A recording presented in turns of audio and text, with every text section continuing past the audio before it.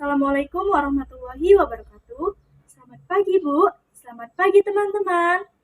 Saya Syahla Kairani dari tim 3 sebagai presentator keempat akan mempresentasikan biologi bab 5 mengenai perubahan dan pelestarian lingkungan hidup. Sebelum itu, saya memiliki sebuah quotes yang bisa untuk menjadi motivasi kita semua, yaitu pertanyaannya bukan lagi seberapa besar cita-cita kita, tetapi seberapa besar usaha kita untuk cita-cita. Karena ada harga yang harus dibayar untuk mimpi yang besar. Di sini saya memiliki 3 topik outline. Yang pertama, pencemaran tanah. Yang kedua, pencemaran suara. Dan yang ketiga, akumulasi bahan pencemar dalam rantai makanan. Nah, kalian ada yang tahu tidak apa itu pencemaran tanah? Ya, pencemaran tanah adalah keadaan di mana bahan kimia buatan manusia masuk dan mengubah lingkungan tanah secara alami loh. Nah, pencemaran tanah dibagi menjadi 2, yaitu pencemaran tanah secara langsung dan pencemaran tanah secara tidak langsung. Pencemaran tanah secara langsung bisa terjadi jika zat pencemar langsung mencemari tanah. Misalnya, seperti penggunaan insektisida, fungisida, herbisida, dan DDT atau diklorodivinil trichloroenata dan penggunaan pupuk kimia secara berlebihan.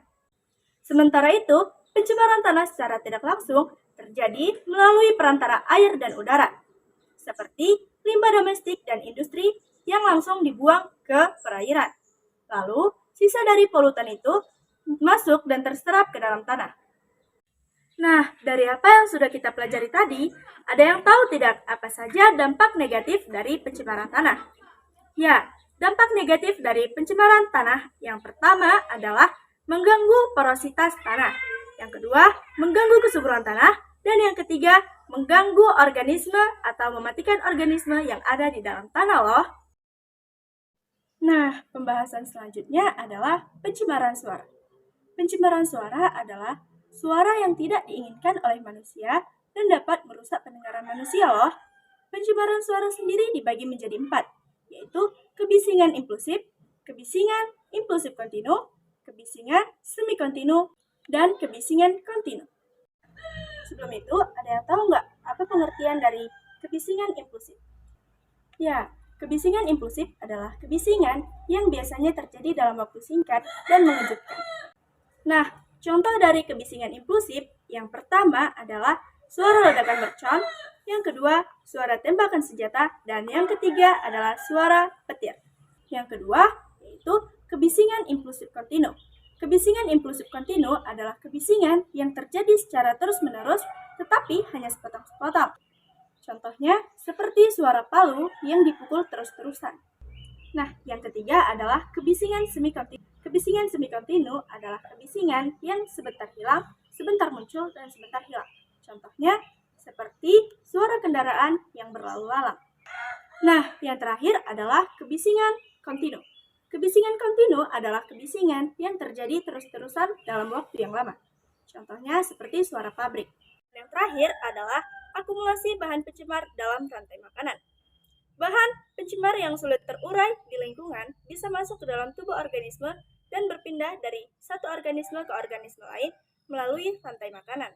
Contohnya adalah bahan pencemar DDT yang dipakai oleh petani sebagai insektisida. DDT sangat sulit terurai sehingga residunya tetap berada di situ. Kemudian terserap oleh ganggang air atau tumbuhan yang ada di sekitarnya. Jika ganggang dimakan oleh herbivor, maka DDT akan berpindah ke dalam tubuh herbivor dan seterusnya sampai ke konsumen tingkat tinggi, sehingga terjadi peningkatan akumulasi DDT yang mana disebut juga dengan biomagnifikasi. Akumulasi DDT bisa menyebabkan gangguan fisiologis tubuh dan mutasi genetik. Konsentrasi bahan pencemar dinyatakan dalam satuan ppm atau part per million, yaitu perbandingan bagian dalam 1 juta bagian yang lain.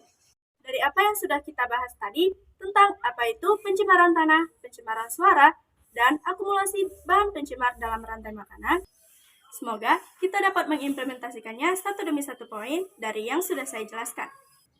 Dan terima kasih teman-teman atas partisipasinya. Semoga kita dapat bertemu di kesempatan selanjutnya. Assalamualaikum warahmatullahi wabarakatuh. Dadah!